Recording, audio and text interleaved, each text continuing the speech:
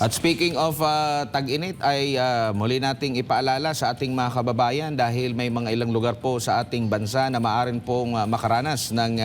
mataas na heat index o damang init po ng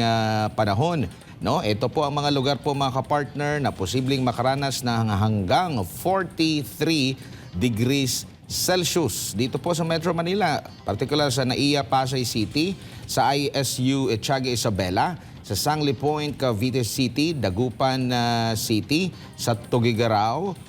City, sa Subic Bay, sa San Ildefonso, sa Ambulong,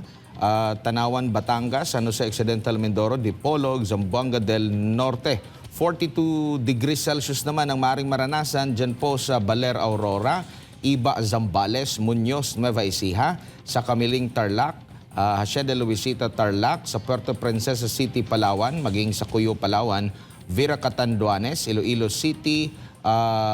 Dunmanga sa Iloilo,